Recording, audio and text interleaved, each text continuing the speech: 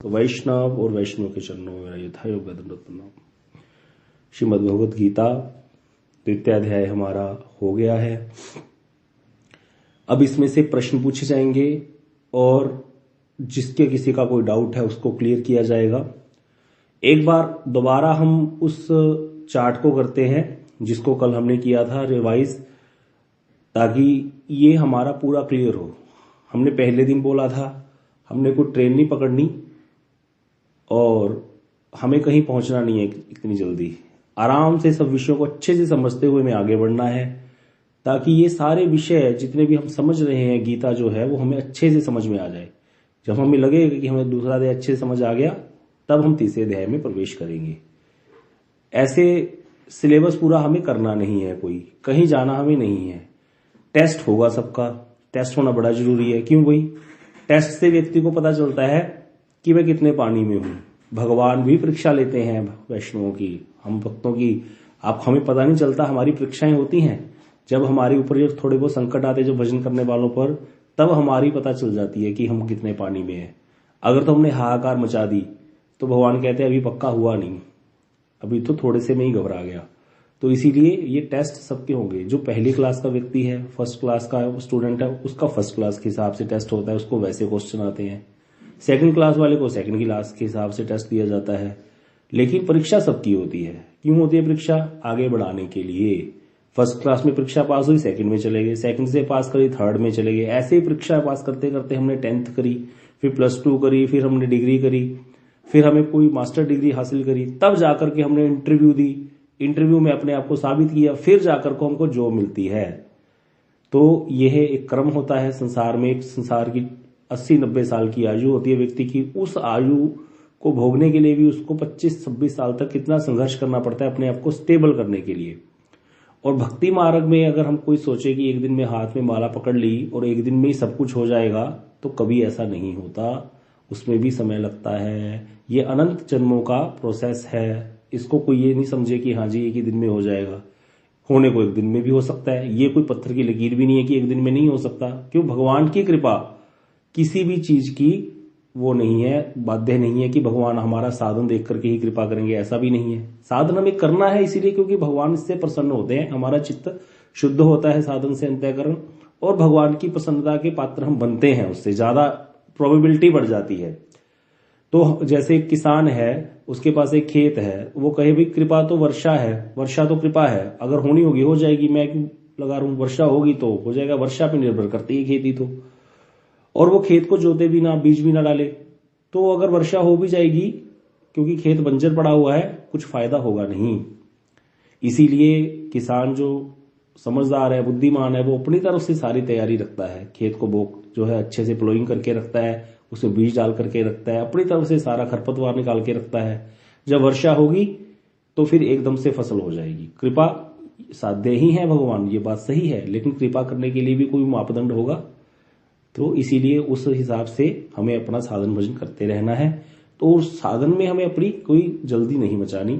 आराम से हम जो है चीजों को समझते हुए चलेंगे। एक विषय हमें समझ नहीं आया उसको 10 बार समझने की चेष्टा करो। इसमें कोई वो नहीं है कि हमें कोई सिलेबस पूरा करना है, और इसमें किसी को कोई यह भी सोचने की जरूरत नहीं है, लज्जा की बात समझने की जरूरत नहीं है कि मुझे तो समझ ही नहीं आ रहा, तो फिर मैं पूछूंगा तो या पूछूंगी तो मेरी क्या हो जाएगी, हानि हो जाएगी सम्मान की। इस प्रकार का कोई सोचने की जरूरत नहीं है किसी को। जितना समझ आ सकता है उतना चेष्टा करो। तो प्रभु जी हमारे जो सब्जी बेचने वाला एक लड़का मठ में आया था, उसको भी श्लोक सिखा दिए। बताओ, सब्जी बेचने वाला, सब्जी तरकारी बेचने वाले को क्या आता होगा? उसको भी श्लोक सिखा दिए प्रभु जी ने। कैसे सिखाए सोचो।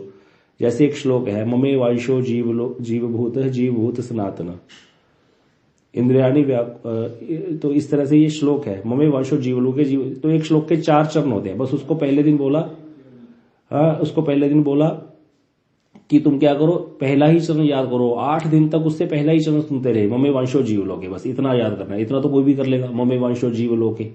बस वो 8 दिन यही सुनाता था रोज शाम कथा के बाद कि प्रभु जी मेरा श्लोक सुन लो। वो क्या श्लोक है? ममे वांशो जीवलोके। हो गया याद। 8 दिन तक सुनते रहे। अगले 8 दिन बाद दूसरा, जीवभूत सनातन, जीवभूत सनातन। अब इकट्ठा एक साथ 8 दिन सुनते रहे। ऐसे करते करते उसको 20-25 श्लोक याद करवा दिए एक साल में। कितना जो है कृपा है, ये धैर्य इसको कहते हैं। भक्ति में धैर्य रखना पड़ेगा। तो इसीलिए हमें कोई ये नहीं है कि हमें कोई पढ़ के समझ के जो है जल्दी जल्दी सिलेबस पूरा करना है। दूसरे अध्याय को हमने अच्छे से पढ़ लिया है, एक एक अक्षर। अब आपसे एक जरूर प्रार्थना जरूर है हमारी आपके चरणों में सबके, कि आप इसको अच्छे से घर पे पढ़ो। ये मत हो कि आपने यहीं पर जो है समझना है, बस घर पे जरूर पढ़ना पड़ेगा आपको। थोड़ा अध्ययन स्वाध्याय थोड़ा करना पड़ता है। स्वाध्याय मना किया गया है, रूप गोस्वामी पाद जी ने कहा स्वाध्याय नहीं है, लेकिन थोड़ा स्वाध्याय जरूरी है। जो हमने सुना है उसको हमने घर जाकर पढ़ना होता है। तो अभी दूसरा अध्याय पूरा हो चुका है, तो आप इसको पढ़िए एक बार। कल संडे है या सैटरडे, कईयों को 2 दिन छुट्टी होती है, कईयों को 1 दिन होती है। तो इस दिन आप जरूर इसको बैठ करके लेके के बैठिए गीता जी, और दूसरे अध्याय को अच्छे से पढ़िए। आपके पास सबके पास श्रीमद् भगवद गीता आ गई है गुरुदेव की। तो इससे जिसके पास ये भगवद गीता नहीं है वो हमसे बोलिए, हम आपको भेज देंगे। नहीं तो आपको सॉफ्ट कॉपी भेज देंगे अभी के लिए, फिलहाल के लिए। सॉफ्ट कॉपी भी है इसकी, मोबाइल में आ जाएगी। लेकिन मोबाइल में पढ़ने से ना उतना बात बनती नहीं है। स्वाध्याय का मतलब होता है, स्वाध्याय क्यों मना किया गया है? स्वाध्याय इसीलिए मना किया गया है कि बहुत ज्यादा स्वाध्याय करने लग जाएगा कोई व्यक्ति तो साधु संग नहीं करेगा। अब साधु संग में ही भक्ति मिलती है। छोटी छोटी चीजें हमें साधु बताएंगे, हर चीज शास्त्र में नहीं लिखी होगी। जैसे अब हम में भक्ति तो बहुत होती है, लेकिन हम लोग आगे क्यों नहीं बढ़ पाते? जो भी हम भक्ति करना चाहते होते हैं, जितने लोग धार्मिक कथाओं में आते हैं, धार्मिक हैं, सब व्रत इत्यादि करते हैं, इतना कुछ करते हैं, बार व्रत करते हैं, वो लोग क्यों नहीं तरक्की कर पाते भजन में? आत्मा के लेवल तक क्यों नहीं पहुंच पाते? वो लोग भगवान की भक्ति की शुद्ध भक्ति में क्यों नहीं प्रवेश कर पाते? क्यों? क्योंकि उनका कैसा है, स्वाध्याय ही एक तरह का अपने मन से बना रखी है चीजें। कई माताओं का होता है सुबह उठते ही नहा धो के पहले मंदिर जाएंगी, टोकरी उठा करके वहां शिव जी को जल चढ़ा दिया, फिर कहीं कहीं पानी डाल दिया, कहीं कहीं पानी डाल दिया, सब जगह पानी डालती रहती है मंदिरों में। और फिर जाकर के थोड़ा बहुत पैसे चढ़ाए, थोड़ा फल फ्रूट लेके घर से, बहुत कुछ करते हैं लोग। ये अच्छी बात है, जो कुछ भी नहीं करता उससे तो अच्छा ही है, कुछ तो कर रहा है। लेकिन क्या वो शुद्ध भक्ति में उसका प्रवेश है? उसको पता है कि शुद्ध भक्ति क्या होती है? कर्म विद्ध वैष्णव किसको कहते हैं? योग विद्ध वैष्णव किसको कहते हैं? शुद्ध वैष्णव क्या है? कितने लोग, अब देखने वाला कोई भी कहेगा भाई जा तो रहा है मंदिर, सुबह उठते हुए बेचारी नहा धो के पहले मंदिर गई है, पीपल को पानी दे के आई, आंवले को पानी दे के आई, कितना कुछ तो कर रही है या कर रहा है। शिव जी को जल चढ़ा के आया, ऐसी तो करते हैं। हिंदू क्या करता है? यही तो करता है हर सब है। हम लोग हिंदू लोग क्या करते हैं? लेकिन जब तक वेद शास्त्रों को अध्ययन नहीं करेंगे, शास्त्र का सार क्या है इसको नहीं समझेंगे, गुरु वर्गों से शुद्ध गुरु जिसको नहीं मिलेंगे, वो कैसे आगे बढ़ पाएगा? इसीलिए स्वाध्याय मना किया गया। स्वाध्याय बड़ा जरूरी है, लेकिन कितना, बस थोड़ा अपना जो हमने सुना उसको पढ़ने के लिए। उसके बिना स्वाध्याय जो है वो क्या करेगा, हमारा नाश कर देगा। क्योंकि हम फिर साधु के पास तो जाएंगे ही नहीं, शुद्ध वैष्णव के पास। अब जाएंगे नहीं तो हमारा कल्याण कैसे होगा? अब मैं आपको बड़ी बात बताता हूं, हमें कुछ थोड़ी पता था भक्ति कैसे करनी है, क्या है। अब हमारे मन में जब हम वृंदावन आए था कि हम विग्रह रखेंगे, घर में लड्डू गोपाल रखेंगे या फिर राधा कृष्ण जुगल सरकार रखेंगे। प्रभु जी को मैंने, प्रभु जी मुझे अच्छे से विग्रह दिलवा के लाओ। प्रभु जी साफ मना कर दिया, बोले बिल्कुल नहीं। मैंने कहा प्रभु जी जरूरी है, एक स्वरूप निष्ठा बड़ी जरूरी होती है, स्वरूप होना चाहिए आपके पास, ये भक्ति में एक मुख्य अंग बताया गया। हाँ, श्री मूर्ति श्रद्धेय सेवन तो करना है। प्रभु जी कहते देखो कलयुग का सार क्या है? कलयुग का सार क्या है? कलयुग केवल नाम आधारा। केवल लगा दिए, केवल, ओनली। कलयुग केवल नाम आधारा, सुमिर सुमिर नर उतर ही पारा। कलयुग में केवल नाम ही आधार है। तो कहते अब एक बात ये तो हो गई, हरेर नाम हरेर नाम हरेर नाम एवं केवलम, कलो नास्तेव नास्तेव नास्तेव के था।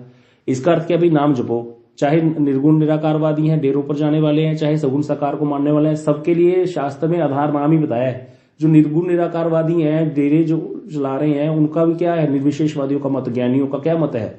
वो भी तो नाम ही जपते हैं। उनके नाम क्या है? सोहम, ओमकार, निरंजन, निराकार, इस प्रकार के नाम जपते हैं वो लोग।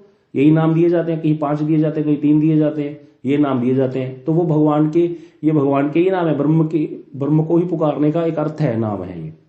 सोहम तो नहीं है, लेकिन बाकी निरंजन, निराकार, ओमकार, ये सब तो उन्हीं के नाम है, भगवान के ही। माया जो जगत पर का नाम है, जगत संबंधी नाम है भगवान के। तो प्रभु जी कहते साक्षी दोनों में नाम है, चाहे निर्गुणवादी है चाहे सगुणवादी। क्यों? क्योंकि नाम ही आधार है। अब देखो, क्योंकि हम सगुण साकारवादी हैं तो इसीलिए हमारी विग्रह के प्रति एक आकर्षण रहेगा ही रहेगा। इतने लोग वृंदावन आ रहे, क्यों आ रहे हैं भाई? ऐसी बात नहीं है कोई कहे चाट पकौड़ी खाने आ रहे हैं। चाट पकौड़ी अपने घरों में भी मिलता है सबको, ऐसी कोई बात नहीं है। इतना कोई भूखा नहीं होता चाट पकौड़ी का, वो अलग बात है। बाहर निकलते हैं तो खा लेते हैं, चिल्ले मिलते हैं तो खाने ही पड़ते हैं, वो एक अलग बात है। लेकिन आते तो बिहारी जी के दर्शन करने ही है, आते तो सब जगह दर्शन करने ही है, वो एक अट्रैक्शन है ना। तो विग्रह के प्रति तो अट्रैक्शन रहेगा, भक्तों का रहेगा। यही भक्ति का लक्षण है, होना ही चाहिए। लेकिन प्रभु जी ने समझाया, अगर तुम अपने घर में विग्रह रखोगे तो क्या करेंगे, तुम्हें उसके सुबह उठ के पहले उनको क्या करना पड़ेगा, स्नान कराना पड़ेगा, वस्त्र धारण कराओ, सब करो, फिर उनका अर्चन करो, पूजा करो, फूल इत्यादि लेकर, कितनी तरह के काम तुम्हारे बढ़ गए। अब तुम्हारा जो 2 घंटे तुम्हें मिले हैं थोड़ा बहुत भजन करने के लिए सुबह, तुम्हारे 2-2.5 घंटे तो अर्चन में चले गए। अर्चन क्या भक्ति का अंग नहीं है? अर्चन भी भक्ति का अंग है, लेकिन मुख्य अंग नहीं है कलयुग में। ये अर्चन द्वापर का था। कृते यद ध्याय तो विष्णु त्रेतायाम यजतो मखी द्वापरे परिचर्यायाम कलो तद हरि कीर्तनात्। कहां कहां नहीं श्लोक आए, श्रीमद् भागवत का श्लोक है ये। कृते यद ध्याय तो विष्णु, जो गति सतयुग में ध्यान से प्राप्त होती थी, जो गति द्वापर में यज्ञ करने, त्रेता में यज्ञ करने से प्राप्त होती थी, द्वापर में जो गति पूजा अर्चन करने से प्राप्त होती थी, कलयुग में कलो तद हरि कीर्तनात्, कलयुग में वही हतगति हरि का कीर्तन करने से प्राप्त होगी। तो हरि कीर्तन, हरि नाम ही मुख्य है। इसीलिए जो 16 माला तुम 2 घंटे में सुबह बैठ करके करोगे, जो उसका आस्वादन है, जो वो आनंद है, वो सारा दिन तुमको चलाएगा। और कहां तुम्हारा वो सवेरे के 2 घंटे सारे चले गए अर्चन में तुमने। इसीलिए इतना करो जिसमें तुम्हारा बस सद जाए, क्योंकि हमने स्वरूप निष्ठा तो हमें है ही, हमें तो वो करना ही करना है। इसीलिए एक मंदिर बनाओ जिसमें चित्रपट रखो। चित्रपट में क्या करना है, तुम्हें उनको आरती कर देनी है, धूप कर देनी है। चित्रपट में बहुत नियम नहीं होते, क्योंकि उसको श्रृंगार नहीं कराना, उसको कोई भोग नहीं लगाना उस तरह से आपको अलग से। आपने कुछ बनाया, भोग लगा दो, नहीं तो आपने नहीं खाना, किसी दिन भूख नहीं भी होती तो ना भी खाओ, क्योंकि आपको नियम तो नहीं है। चित्रपट रखो, विग्रह रखोगे तो फिर नियम हो जाएगा। तो इस तरह से कितना समय तुम्हारा बच गया, तो ये चीज हमें कौन बताएगा? ये साधु ने बताई ना। अगर साधु संग ना करे, स्वाध्याय करते रहते तो फिर क्या होता? बस स्वाध्याय चल रहा है और अपना लगे रहे, मन ढंग चल रहा है। कितने लोगों को हम जानते हैं, गृहस्थियों को, घर में निताई गौर रख रखे हैं, जगन्नाथ बलदेव सुभद्रा विराजमान कर रखे हैं, जुगल सरकार विराजमान कर रखी है, 3-3 घंटे तो इसी में चले जाते हैं। हाँ जी प्रभु जी, प्रश्न पूछिए। चैतन्य कृष्ण प्रभु हैंड रेस किया है, कुछ प्रश्न है?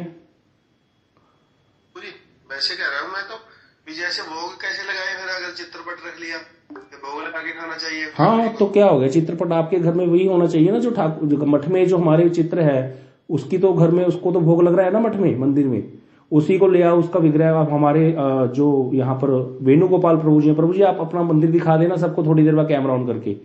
इनके घर में क्या है, चित्रपट रखा हुआ है। अब इनके घर में ये पूरा सिस्टम से चल रहे हैं, वैष्णव संघ करते हैं और उसी को भोग लगा देते हैं। नहीं भी बनता तो नहीं भी लगाते, क्यों? क्योंकि वो चित्रपट किसका है, जो मठ में है उसी का, उसको उसको रोज मठ में भोग लग रहा है, 3 टाइम 5 टाइम भोग लगता है मठ में, 5 टाइम भोग लगता है। सुबह अभी लग चुका ठाकुर जी को माखन मिश्री का भोग, उसके बाद बाल भोग होगा, फिर दोपहर को राजभोग होगा, फिर शाम को 6-7 बजे फ्रूट का भोग लगता है, फिर रात को पूरा भोग लगता है जो ठाकुर जी को बनता है। तो अगर आपके घर में आपसे नहीं भी लगा तो वहां तो लग गया ना, इसीलिए वहां पर दोष नहीं आएगा आपको।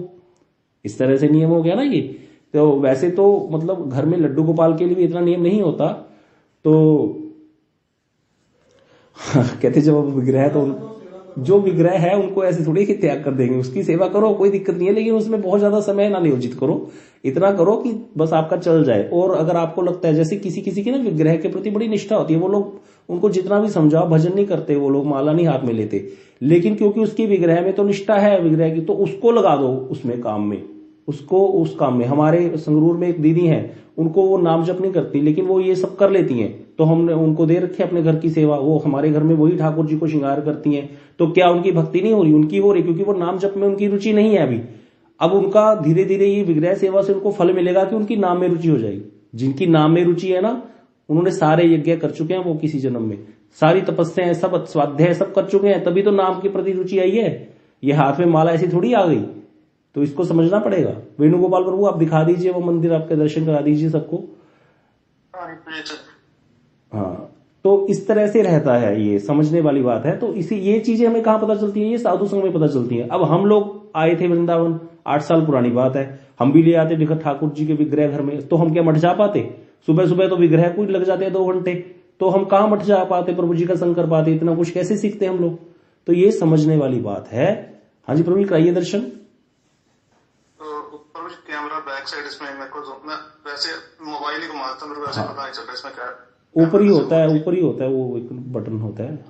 हाँ जी देखिए, कैमरा बैक नहीं होता। अच्छा ठीक है, हाँ ठीक है, आप वहीं से दिखाइए। हाँ जी हाँ जी, सबको दिख ही रहा है। थोड़ा सा, हाँ हाँ हाँ, अब ठीक है, थोड़ा सा और नीचे कर दो। हाँ, ये देखिए, ये हमारे मठ का ही चित्र, ठाकुर जी हैं मठ के, रूप सनातन गौड़िया मठ के। इसका इन्होंने चित्रपट बनवा लिया। इसमें नीचे गुरु परंपरा भी बीच में है, सारे ठाकुर जो भी सब कुछ है, सारे जगन्नाथ बलदेव सुभद्रा जी सब कुछ है इसमें, वृंदा देवी भी हैं। अब वो क्या है, ये इनको भोग लगा देते हैं जब बनाते हैं अपने लिए कुछ, तो इनको भोग लगा देते हैं, क्योंकि भोग लगा के ही खाना चाहिए। अब इसको भोग कैसे लगेगा, प्रभु जी ने पूछा, तो कुछ नहीं करना, जैसे वैसे विग्रह को भोग लगता है वैसे इनको भोग लगता है। अब कोई ऐसे तो करता नहीं होगा ना, जैसे मंदिरों में हमारे सनातन धर्म के मंदिरों में पुजारी क्या करते हैं, देखा है कभी? उठा करके वो बदाना ठाकुर जी के मुंह पे ले जाएंगे, हनुमान जी के मुख में ठूस देते हैं। ऐसे नहीं भोग लगता होता। भोग कैसे लगता है, उसको जो है आपने मंत्र पढ़ने होते हैं, बस भोग अपने आप लग जाता है। हमारे नियम पता ही नहीं किसी को कैसे करना है, तो ये भी सब सिखाएंगे आपको, वो इसके अलग रहेगा सेशन। तो क्या करना है, भोग तो हाँ, लेकिन एक ध्यान रखना है, मंदिरों में जाके हमें किसी को कुछ टोका टाकी नहीं करनी। हमें समझ में आ गया कैसे लगाना है, हमें अपना करना है। हमसे हमारे कोई अनुभूत है, हमसे कुछ समझना चाहता है, सीखना चाहता है, उसको हम बता सकते हैं, लेकिन लड़ाई झगड़ा किसी से नहीं करना।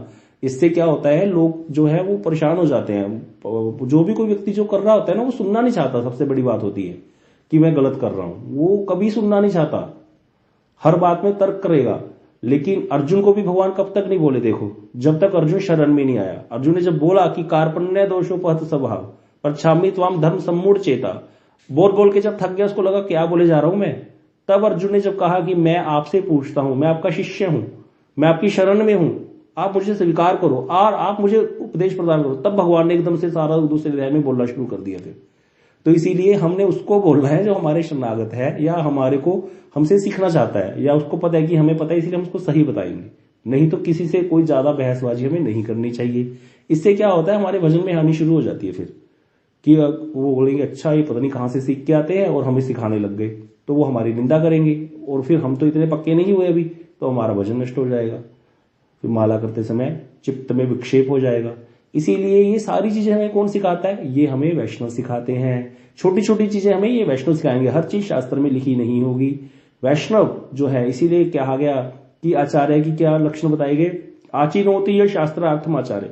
जो शास्त्र में से, शास्त्र तो 4 वेद हैं, 4 वेदों में कितने श्लोक होंगे, 18 पुराण है, 108 उपनिषद है, वेदांत सूत्र के 550 सूत्र हैं, एक एक सूत्र पे 10-10 साल कथा हो सकती है, ऐसे सूत्र है वेदांत सूत्र। वो फॉर्मूला है a+b का whole square equal to a² + b² + 2ab। अब उसको प्रूफ करना होता है, तो ऐसे सूत्र है, वेदांत सूत्र दिए गए हैं। अथा तो ब्रह्म जिज्ञासा एक सूत्र है, बताओ इसको करो, अथा तो ब्रह्म जिज्ञासा, ब्रह्म की जिज्ञासा करो, ब्रह्म क्या है, अब लग जाओ कथा करने ब्रह्म के बारे में। ऐसे सूत्र है। जन्मादस्य यत एक सूत्र है, जन्मादस्य यत, जिससे सृष्टि स्थिति और प्रलय होती है। अब किससे होती है, सृष्टि क्या होती है, स्थिति क्या होती है, प्रलय क्या होती है, इसको समझाओ, लग जाओ सूत्र पे। तो वेदांत सूत्र के 550 सूत्र है, कितना पढ़ोगे, कितना समय है हमारे पास, इतना तो, और इतनी नॉलेज भी नहीं होती, संस्कृत का ज्ञान नहीं है। इसीलिए क्या गया, आचिनोति ये शास्त्रार्थमाचार। जो गुरुदेव हैं वो क्या है, जो शास्त्र में से चयन कर लेंगे, जिन्होंने सारा स्टडी किया हुआ है, और जो स्थापित करेंगे, स्वयं आचरण करेंगे, तो स्मार्त आचार्य उनको ही आचार्य कहा जाएगा। ये नहीं महाराज जी आते हैं हमें कहीं माला करो, आप तो माला करते ही नहीं खुद। आप देखा होगा कभी भी आपके महाराज जी को, कभी भी आए हैं, कोई कुछ बोलने लग जाएगा, कुछ कथा कोई और कर रहे, महाराज प्लीज चुपचाप आंखें बंद करके माला करनी शुरू कर देंगे, उसी समय अपना ध्यान उधर लगा लेते हैं। ये है सदगुरु के लक्षण, वो स्वयं आचरण करते हैं, हमें आचरण करवाते हैं। अभी जो लोग पाटना से हैं, दिड़बा से हैं, यहाँ पर पठानकोट से हैं, वो जिनको भी कीर्तन आ गया, देखना जब महाराज जी आपके पास आएंगे, सुबह आप कीर्तन के समय उनके पास रहना, कितने प्रसन्न होंगे वो। उनको लगेगा हमें सब कुछ मिल गया। उनको प्रणामियां नहीं चाहिए हमसे, उनको यही चाहिए कि हम भजन करके आगे बढ़े। वो बहुत कृपा करते हैं। तो इसीलिए सबको क्या करना है, शास्त्र जो है वो हमें साधु के अनुगत्य में ही पढ़ने हैं। और जो बात आ गई स्वाध्याय की, वो उतना करना है जितना हमने समझ लिया। तो संजय प्रभु जी, खान जी बताइए क्या प्रश्न है आपका। प्रभु जी प्रश्न नहीं है कि ये बात हुई तो मैं ना अध्ययन से ज्यादा, जैसे कि भक्ति के लिए साधु संग है जो, वो एक शॉर्टकट रास्ता भी तो है ना, अध्ययन करने में समय लग जाता है। और क्या, और वही तो बात चल रही है ना, कि जो हमें चयन कर देंगे ना सारा कुछ, मुख्य बात चयन करके बता देंगे, हमें उतना ही करना है, बस ज्यादा करना ही नहीं है। और एक बात और है प्रभु जी, ऐसे भी ऐसे लगा लो, जैसे कि आपने बताया अभी, ये कोई भी है, चाहे कोई भी वक्त में मंदिर जाता है, जाके शिव जी को चढ़ाता है, मान लो मंदिर में मत्था टेकता है, जाके अपने फल वगैरह चढ़ा देते हैं, देखो साधु संघ के बिना तो देखो ध्यान से इतनी जल्दी तो ये भी नहीं पता चलता ना, वो तो सोच रहा है मैं भक्ति कर रहा हूँ, लेकिन उसको ऐसे नहीं पता चलता मंदिर जा रहा है, उसके मन में कामना युक्त भक्ति कर रहा है। वही चर्चा चल रही है ना, वही तो चर्चा चल रही है। इसीलिए तो कह रहे हैं कि हमें साधु संग तो करना ही पड़ेगा, सीखना पड़ेगा। जब सीख गए अच्छे से तो फिर हम उस हिसाब से भजन करते रहेंगे। हाँ जी सुमन दीदी, आपका क्या प्रश्न है? प्रभु जी हरे कृष्णा। प्रभु जी हम बोलते हैं भगवान को जैसे भगवान, ईश्वर, प्रभु, इसमें फर्क क्या है? एक ही बात है, नत्था Singh and Prem Singh one and the same thing, कोई फर्क नहीं है। बस वो जो कभी जो फर्क आएगा वो आपको बता देंगे कहीं थोड़ा बहुत जो फर्क है, लेकिन फर्क कुछ नहीं है, एक ही तत्व है, उसकी 3 प्रतीतियां हैं। इसको भी अगर समझना है, एक समझ लो, जैसे भगवान को एक श्लोक है, वदंती तत्विदस तत्वम यज ज्ञानम अद्वयम ब्रह्मेति परमात्मेति भगवानिति शब्दते। ये श्लोक दिया गया है भागवत में कि एक ही तत्व को 3 नाम से पुकारा जाता है। तत्व एक ही है, एक ही वस्तु है, उसको 3 नाम से पुकारा जाता है। कोई उसको ब्रह्म कहता है, कोई उसको परमात्मा कहता है, कोई उसको भगवान कहता है। अब देखा जाए तो इसका मतलब ब्रह्म, परमात्मा और भगवान में कोई डिफरेंस नहीं, वो एक ही है। लेकिन फिर जब इसकी चर्चा होती है तो इसमें डिफरेंस थोड़ा थोड़ा तारतम्य है। क्या है कि जैसे भगवान कौन है? भगवान जैसे इसको समझो सूर्य एक देवता है, सबको पता है सूर्य देव है, तो जिनको हम छू सकते हैं, जिनसे हम बात कर सकते हैं, वो हो गए सूर्य देवता। अब सूर्य की क्या है? एक ज्योति आती है, सूर्य का एक प्रकाश है, प्रभा है ना। और तो वो सूर्य का जो प्रकाश है, सारा जो इतनी सारी सूर्य से किरणें निकलती हैं, वो सूर्य का जो प्रकाश है वो ज्योति कहलाएगी, ब्रह्म ज्योति, जिसको ब्रह्म ज्योति या ब्रह्म कह देते हैं। तो ब्रह्म क्या है? जहां पर स्वरूप नहीं है लेकिन भगवान के अंग की जो कांति है उसको ब्रह्म कहते हैं। वही भगवान जब सबके हृदय में प्रवेश करते हैं अंश रूप में, परमात्मा के रूप में, वो कहलाते हैं परमात्मा। तो सबके हृदय में भी भगवान का वास है परमात्मा के रूप में। एक रूप में भगवान स्वयं गोलोक में आनंद भी ले रहे हैं, लीलाएं कर रहे हैं, वो भगवान हो गए स्वयं भगवान। एक रूप में भगवान सबके हृदय में भी रहते हैं, लेकिन वो जो सबके हृदय में रहने वाले भगवान है वो कृष्ण नहीं है, समझो इसको। वो कृष्ण ने अपने से किसको पैदा किया? सबसे पहले बलदेव जी को। बलदेव जी से फिर अवतार आए, कारणदशाई, गर्भोदशाई, क्षीरोदशाई। तो क्षीरोदशाई जो विष्णु है वही है अंतर्यामी सब जीवों के, वो सबके हृदय में रहते हैं। लेकिन वो जो क्षीरोदशाई विष्णु अंतर्यामी है वो एक परमात्मा के रूप में सबके हृदय में रहते हैं, लेकिन वो किसी चीज की टोका टाकी नहीं करते। वो एक सीसीटीवी कैमरा है, समझ आ रही है बात? सीसीटीवी कैमरा में क्या लिखा है? आप सीसीटीवी कैमरे की निगरानी में है, बस। वो सीसीटीवी कैमरा ये नहीं कहता अगर वहां पर कोई किसी को चाकू मार रहा है कि भाई तुम क्यों मार रहे हो, बस उसने नोट कर लिया, सारा रिकॉर्ड कर लिया कैमरे ने सारा कुछ, बाद में उसकी सारी सुनवाई होगी। तो परमात्मा एक जज है जो क्या करते हैं, किसी कोई टोका टाकी नहीं करते, सबूतों और गवाहों को मद्देनजर रखते हुए सारे जो है वो निर्णय देते हैं परमात्मा। तो इसीलिए हमारे हृदय में रहते हैं परमात्मा, वो साक्षी के रूप में विराजमान है। वो कृष्ण का ही एक अंश है, अंश के अंश के अंश के अंश हो गए ना। कारणदशाई से गर्भोदशाई, गर्भोदशाई से क्षीरोदशाई, कृष्ण से बलदेव प्रभु, बलदेव से कारणदशाई, तो अंश के अंश के अंश के अंश हो गए। तो लेकिन एक ही तत्व क्यों बोल दे? क्योंकि ये सारे ही क्या है? माया से परे हैं, सारे ही सच्चिदानंद है, चाहे वो कारणदशाई विष्णु है, चाहे गर्भोदशाई विष्णु है, चाहे शिव। तो इसलिए एक ही तत्व है, तत्व एक ही है। तत्व एक होने पर भी तारतम्य है, अलग अलग हो जाता है। तो इसको ऐसे समझेंगे, लेकिन तत्व एक ही है। अभी एक शब्द बोलता हूं, अद्वय ज्ञान पर तत्व। भगवान कृष्ण अद्वय ज्ञान पर तत्व है, इसको बता सकता है कोई इसका अर्थ क्या है? ये बात भी आएगी शास्त्र की बार बार, तो इसको भी समझ लो आज।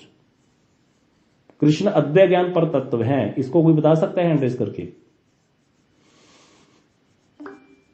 हाँ जी दीदी, सुदेवी दीदी आप बताइए। हरे कृष्णा प्रभु जी, धर्म प्रणाम।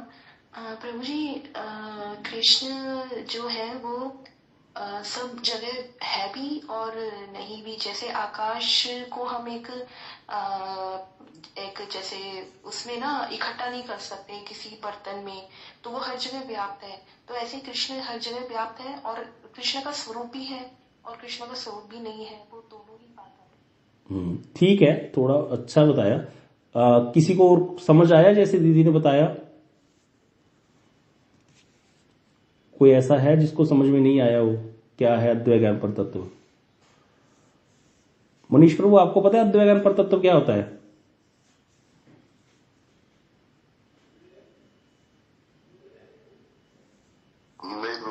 हाँ देखो, अद्वय ज्ञान पर तत्व जो अद्वैतवादी हैं वो क्या कहते हैं? ब्रह्म सत्य जगत मिथ्या। कृष्ण एक ब्रह्म ही सब जगह व्याप्त है, जो दीदी ने बताया वो ठीक है। ब्रह्म सत्य है, जगत मिथ्या है। जगत मिथ्या है तो जगत को तो खत्म ही कर दिया, कल चर्चा चल रही थी, और जीव ब्रह्म ही है।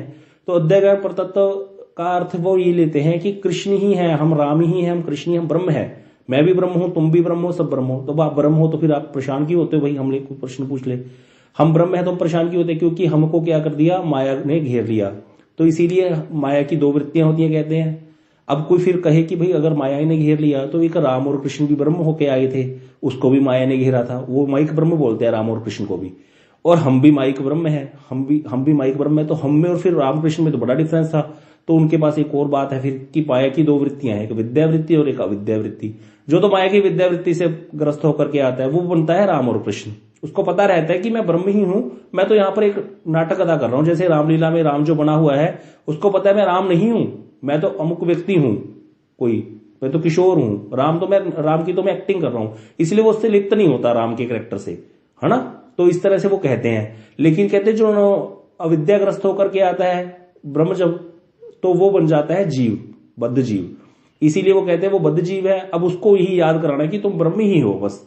इसीलिए सोहम सोहम का जप करता है। ये मायावादियों का, अद्वैतवादियों का मत है। अद्वैतवादी यही कहते हैं कि हम ब्रह्म ही हैं, हम ब्रह्म है, हम निराकार है, सब ब्रह्म एक ज्योति है, उसी ज्योति में जाकर के सबको लीन हो जाना है। फिर कोई कहे कि भाई हम तो मूर्ति पूजा करते हैं, इसीलिए वो मूर्तियों को भी मानते हैं। 5 मूर्तियों को माना शंकराचार्य ने, और क्यों माना? लेकिन ये मुक्ति प्राप्ति का एक उपाय है, क्योंकि मन को कुछ आधार चाहिए। तो इस आधार के द्वारा तुम अपने मन को स्थिर करो, बाद में तुमने इस मूर्ति का भी त्याग कर देना है, क्योंकि हमने तो लीन हो जाना है ना। ये तो सब माइक है, ब्रह्म जो है वो नित्य नहीं है। लेकिन अद्वैत जो अद्वैत ज्ञान परतत्व है, इसका अर्थ शुद्ध रूप में ये नहीं है। अब देखा जाए तो अद्वैतवादियों का एक मत तो है ही है ना कि सब जगह एक का ही पसारा है ना। जैसे सुदेवी दीदी ने बताया कि सब जगह एक का ही पसारा है, चाहे वो अंदर है चाहे बाहर है, कहीं भी है। वो हम कहते हैं ना, वो अंदर भी है, वो बाहर भी है, वो ऊपर भी है, वो नीचे भी है, वो सब जगह व्याप्त है, तो वो ब्रह्म है। तो कृष्ण अद्वैत ज्ञान परतत्व है, इसका अर्थ यही होता है जो दीदी ने बताया कि भाई कृष्ण ही सब जगह है, सबकी सत्ता जो है कृष्ण से ही है। तो अब यहां कृष्ण ही सब जगह है, तो इसका अर्थ क्या हुआ? जहां पर मेरे को एक अलमारी दिख रही है सामने, हाँ, तो क्या ये जो सामने फ्रिज दिख रहा होगा आपको, ये अलमारी दिख रही है, तो ये सारा कृष्ण ही है क्या? तो अद्वैतवादियों का क्या मत है? सब ब्रह्म ही है, ब्रह्म के बिना तो कोई वस्तु है ही नहीं, सब जगह ब्रह्म ही व्याप्त हो रहा है। तो क्या मतलब क्या हुआ? ये कृष्ण ही है क्या? जो मैं बैठा हूं ये भी कृष्ण ही है, वो कहते हैं सब राम और सब ब्रह्म ही व्याप्त हो रहा है, ब्रह्म को मायाग्रस्त है बस। तो उनका ये कहना है। जगत को तो उन्होंने मिथ्या ही बोल दिया, खैर इसको तो नहीं ब्रह्म कहते वो, और फ्रिज इत्यादि को वो तो कहते तो मिथ्या है, तुमको लग रहा है ये है नहीं, इसकी सत्ता नहीं है। अब लेकिन इसके मूल जो सिद्धांत है इसके पीछे वैष्णव मत के अनुसार वो है क्या, जो शास्त्र कहते हैं, इसको समझो। इसका अर्थ होता है, 2 मिनट आज ज्यादा ले लेते हैं, कि हर वस्तु की सत्ता किससे है? उस परमेश्वर की सत्ता से है, भगवान के कारण ही उसकी सत्ता है। कार्य कारण में जगत है, ये कार्य कारण में जगत है, इसका अर्थ कोई समझाएगा? इसका अर्थ क्या होता है कार्य का कारण में जगत? तो जी हर चीज का एक कारण है, मतलब जहाँ जिसका कोई कारण है वो भगवान कृष्ण है, हर चीज का एक कारण है। हाँ, कार्य, हाँ, कपड़े का कारण धागा है। हाँ, तो कार्य हो गया कपड़ा, धागा हो गया कार्य, कार्य होगा धागा, कारण हो गया रुई, कार्य होगी रुई, कार्य रुई है, तो कारण क्या होगा रुई का? कोई बता सकता है रुई का कारण क्या है? कपास का पौधा, ठीक है ना, कपास का पौधा रुई का कारण हो गया। तो इस तरह से करते करते कपास के पौधे का कारण क्या हो गया? 5 तत्व, मिट्टी, बीज हो गया, बीज का कारण क्या हो गया बताओ? धरती हो गया। हाँ, धरती। या पहले तो ऐसे करते करते करते हम पहुंच जाएंगे कृष्ण पर, क्योंकि कृष्ण ही अद्वैत ज्ञान परतत्व है। तो इसका अर्थ क्या हुआ? सबकी सत्ता किससे है? भगवान की सत्ता से। भगवान ने जब एक से अनेक होने की इच्छा की तो अपने में से बलदेव जी को, राधा जी को प्रकट किया। बलदेव जी ने सारे अवतार प्रकट किए, अवतारों में फिर बलदेव जी ने ब्रह्मा जी को प्रकट किया गर्भोदशय विष्णु से। ब्रह्मा जी ने 14 लोकों की सृष्टि की, 14 लोकों में जीवों को भर दिया, अपने अपने कर्मों के अनुसार जीव कार्य में लग गए, ठीक है। इस तरह से सारी सृष्टि होती है। तो सबके मूल कारण क्या हो गया? उल्टा चल पड़ो, सारी सृष्टि जब लय होगी 14 लोग ब्रह्मा जी में समा जाएंगे, ब्रह्मा जी अपने कारण में समा जाएंगे, समाते समाते समाते समाते सब कारण दशा विष्णु में समा जाएंगे, वहां पर लय हो जाएंगे, सभी जीव लिप्त सुप्त अवस्था में पड़े रहेंगे। तो अद्वैत ज्ञान परतत्व का अर्थ होता है कि सारा जगत कार्य कारण में, जो ये माया का जगत है ये कार्य कारण में है, और इसका कारण भगवान ही है। और जो भगवान का जगत है वो नित्य है, उसका कारण यद्यपि भगवान ही है, लेकिन वो ये नहीं है कि वहां पर कार्य कारणमयी, अर्थात वहां पर कार्य कारणमयी वाला सिस्टम नहीं है। वो सारी जगत, वहां पे जितनी भी जगत की वस्तु है, भगवान की जो जगत की वस्तु है, गोलोक धाम की, वैकुंठ धाम की, वो सब नित्य ही है, उनका कोई कारण नहीं है। उनका कारण कौन है? बस कृष्ण ही है। जब से कृष्ण है तब से ही है वो, इसीलिए उनका कारण कृष्ण भी नहीं बोल सकते, क्योंकि जब से भगवान है तभी से उनका धाम है, तभी से उनके परिकर है, तो वो सब नित्य है। ये वैष्णव मत है, इसको समझो अच्छे से। तो इसीलिए वैष्णव मत के अनुसार सारा कुछ एक ही है, मतलब एक ही है, लेकिन एक का अर्थ ये नहीं है कि मैं कृष्ण ही हूं, इसको समझो। मेरी सत्ता भगवान की सत्ता से है, ये अर्थ है इसका। तो इसीलिए कोई कहता है ना कि हम राम ही बन जाएंगे, हम कृष्ण ही बन जाएंगे, ऐसा कभी नहीं हो सकता। हाँ, कृष्णमय हो सकता है जीव भजन करते करते। अब कोई इसका उत्तर बता सकता है कि कृष्णमय और कृष्ण होने में क्या डिफरेंस है, कि मैं कृष्ण हो गया और मैं कृष्णमय हो गया, इसमें क्या डिफरेंस है? कोई बता सकता है? कृष्णमय होने का अर्थ क्या होता है? प्रभु जी, हम अनु है, वो भगवान विभु है। हम जीवात्मा अनु है और भगवान न विभु है। और वो तो ठीक है, लेकिन कृष्णमय हो गया, कोई कहे कि मैं कृष्णमय हो गया, भक्त कहते हैं ये बात, भक्तों में होता है कृष्णमय हो गए, राममय हो गए। तो सारा जगत, गोस्वामी तुलसीदास ने भी लिखा है, सिया राममय सब जग जानी, करूं प्रणाम जोरी जुपानी। सिया राम मैं सारे जगत को जानता हूं, और ऐसा जान करके सारे सबको प्रणाम कर रहा हूं मैं, ऐसी चुपाई है। लेकिन ये नहीं कहा कि सिया राम ही है सारा जगत, सिया राम नहीं है सारा, सिया राममय है। तो इसमें क्या डिफरेंस होता है? राममय होना और राम होना, इसमें क्या डिफरेंस है? ये बहुत इंपॉर्टेंट है। जब मेरे को ये समझ आया था तब ये क्लियर हुआ था ये सारा फंडा क्या है। यही पर ज्ञानी और वैष्णव में डिफरेंस है। मैं राम नहीं हूँ, बट मैंने उनको समर्पित कर दिया अपने आप को। नहीं, मैं आपको एक बात कहता हूँ, वो भी पिछले साल पटियाला में बाढ़ आई थी, 2 साल पहले आई थी शायद, तो वहां पे सारे घर पानी में डूब गए थे। किसी ने आकर देखा, अरे पटियाला में बाढ़ आ गई, सारा कुछ जलमय हो गया। ऐसे ही बोलते हैं ना, बाढ़ आती है तो। अब जो घर हैं वो जल में डूब गए, क्या घर जल बन गए या घर जलमय हो गया सब कुछ? जलमय हो गया प्रभु, जलमय हो गया। क्या घर जल बन गए? अब कोई घर तो दिखाई नहीं दे रहे, पानी के अंदर घर डूब गए, घर तो दिखाई नहीं दे रहे थे ना घर। वहां पे पटियाला में कुछ जगह ऐसी बाढ़ आई थी, पानी में ही डूब गए थे घर सारे, पीछे नीचे के एरिया में। तो वो जो जल में हो गया था या घर जल ही बन गए थे? जलमय हो गए थे प्रभु। तो बस यही होता है कृष्णमय होना और कृष्ण होना में, यही डिफरेंस है। जलमय होना, कृष्णमय होना का अर्थ क्या है कि इतना भक्ति करी कि ओतप्रोत हो गए भक्ति से, कृष्णमय हो गया। गोपियां कृष्णमय हो गई थी। कृष्णमय होकर के गोपियों ने कहा, जब कृष्णमय हो गए, कृष्ण का चिंतन करते करते, अरे चिंता मत करो, कालिया आ गया, मैं अभी क्या करती हूँ, तुम आ जाओ, मैं कालिया के सर पर नृत्य करूंगी। एक गोपी बन गई कालिया, दूसरी उसके सर पर चढ़ गई, सवार हो गई और ऐसे नृत्य करने लगी। दूसरी गोपी कहती है, अरे गिरिराज, जो इंद्र ने कोप कर दिया ब्रज पर, कोई बात नहीं, मैं गिरिराज जी को धारण करती हूँ, तुम मेरे नीचे आ जाओ। अब यहाँ पर उसने अपनी ओढ़नी ऐसे कर ली और सब उसके नीचे खड़ी हो गई। ये कृष्ण में हो गई गोपियां, कृष्ण नहीं हुई। अब कोई कहेगा कृष्ण तो हो गई, कृष्ण ने भी तो यही कहा था, मेरे नीचे आ जाओ, गिरिराज जी को धारण करता हूं, मेरे को गिरिराज जी के नीचे आ जाओ। कृष्ण में हो गई है गोपियां, कृष्ण नहीं बनी। कभी भी जीव जो है या कोई भी जो है भगवान नहीं बन सकता, भगवान अलग है। यही अद्वैत ज्ञान पर तत्व है, इसको समझना है। अब इसको और कैसे समझोगे? कि जोक से समझो, पंजाबी में ही सुनाऊंगा, लेकिन जो हिंदी भाषी है वो हमसे बाद में उसको पूछ लीजिएगा। संगरूर के पास एक गांव था, कोई एक बंदा सीगा, भेडा चल रहा सी। ਉਹਦੇ ਕੋਲੇ ਕੋਈ ਵਿਅਕਤੀ ਪੁੱਛਦਾ ਹੈ, ਭਾਈ ਇਹ ਭੇਡਾਂ ਕੀ ਹੈ ਉੱਨ ਕਿੰਨੇ ਕੁ ਦੇ ਦਿੰਦੀਆਂ? ਉਹ ਕਹਿੰਦਾ ਕਿਹੜੀਆਂ, ਕਾਲੀਆਂ ਕਿ ਚਿੱਟੀਆਂ? ਉਹ ਕਹਿੰਦਾ ਕਾਲੀਆਂ। ਕਹਿੰਦਾ ਕਾਲੀਆਂ 10 ਕਿਲੋ ਕੁ ਦੇ ਦਿੰਦੀਆਂ ਨੇ। ਅੱਛਾ, ਕਹਿੰਦਾ ਤੇ ਚਿੱਟੀਆਂ ਵੀ ਕਹਿੰਦਾ 10 ਕਿਲੋ ਦੇ ਦਿੰਦੀਆਂ। ਉਹ ਕਹਿੰਦਾ ਫਿਰ ਇਹ ਭੇਡਾਂ ਜਿਹੜੇ ਹੈਗੀਆਂ ਮਤਲਬ ਚਾਰਾ ਕਿੰਨਾ ਖਾਂਦੀਆਂ ਨੇ? ਕਹਿੰਦਾ ਕਿਹੜੀਆਂ, ਕਾਲੀਆਂ ਕਿ ਚਿੱਟੀਆਂ? ਕਹਿੰਦਾ ਕਾਲੀਆਂ ਲੈ ਲੈਂਦੀਆਂ ਨੇ, 15 ਕਿਲੋ ਚਾਰਾ ਖਾ ਜਾਂਦੀਆਂ। ਤੇ ਕਹਿੰਦਾ ਚਿੱਟੀਆਂ ਵੀ ਕਹਿੰਦਾ 15 ਕਿਲੋ ਹੀ ਖਾ ਲੈਂਦੀਆਂ। ਆਈ ਪੁੱਛੀ ਜਾਂਦਾ, ਹਰ ਚੀਜ਼ ਚ ਪੁੱਛੀ ਜਾਂਦਾ। ਫਿਰ ਪੁੱਛਦਾ ਕਾਲੀਆਂ ਕਿ ਚਿੱਟੀਆਂ, ਫਿਰ ਦੱਸ ਦਿੰਦਾ। ਉਹ ਬੰਦਾ ਜਿਹੜਾ ਪੁੱਛਣ ਵਾਲਾ ਸੀ ਉਹ ਕਹਿੰਦਾ ਇਹ ਰੋਲਾ ਕਾਹਦਾ ਫਿਰ ਕਾਲੀਆਂ ਤੇ ਚਿੱਟੀਆਂ ਦਾ, ਵੀ ਜਦੋਂ ਸਾਰਾ ਸੇਮ ਹੀ ਹੈ। ਉਹ ਕਹਿੰਦਾ ਵੀ ਦਰਅਸਲ ਜਿਹੜੇ ਗੱਲ ਇਹ ਹੈ ਵੀ ਜਿਹੜੀਆਂ ਕਾਲੀਆਂ ਨੇ ਇਹ ਤਾਂ ਮੇਰੇ ਬਾਪ ਦੀਆਂ ਨੇ। ਉਹ ਕਹਿੰਦਾ ਅੱਛਾ। ਕਹਿੰਦਾ ਤੇ ਚਿੱਟੀਆਂ? ਕਹਿੰਦਾ ये भी मेरे बाप दी ही है। ऐसे कहके चला गया। अब यहां पर क्या है, ये समझो इसके साथ कि यहां पर कुछ भी नजर आ रहा है वो सारा मेरे बाप का ही है, कृष्ण का ही है। कृष्ण से भिन्न कुछ है नहीं। वैसे सारी सत्ता जो जगत में दिख रही है, चाहे वो गलत वस्तु है चाहे वो सही वस्तु है, वो सत्ता जो है उसका कारण कृष्ण ही है। चाहे काली है चाहे वो सफेद है, उसकी सत्ता भगवान से ही है। लेकिन अब वो उसने डिफरेंस डाल रखा है, हर चीज में पूछता है कालियां की चिट्टियां, कालियां है कुछ नहीं, वो है उसके बाप की नहीं सारियां, लेकिन वो बोले जा रहा है ऐसे ही, बस टाइम पास कर रहा है। तो इसी प्रकार संसार में अद्वैत ज्ञान पर तत्व है, इसको वैष्णव मत कहते हैं। अद्वैत ज्ञान पर तत्व का अर्थ है कि कोई भी वस्तु भगवान से भिन्न नहीं है, उसकी सत्ता भगवान की सत्ता से है। उसका अर्थ ये नहीं है कि वो भगवान है, भगवान नहीं है, लेकिन उसकी सत्ता, उसका कारण भगवान है। ये है अद्वैत ज्ञान पर तत्व। इसको समझ लो अच्छे से। कृष्ण अद्वैत ज्ञान पर तत्व है। कृष्ण से भिन्न संसार में कुछ नहीं है। ये है अद्वैत ज्ञान पर तत्व। सब जगह कृष्ण ही समाये हुए हैं किसी रूप में। और दूसरी बात आ गई फिर जीव की, कि जीव क्या है, जीव और कृष्ण का आपस में क्या संबंध है। जीव और कृष्ण का भेदाभेद प्रकाश है। इसको हम कल समझेंगे, भेदाभेद प्रकाश क्या होता है।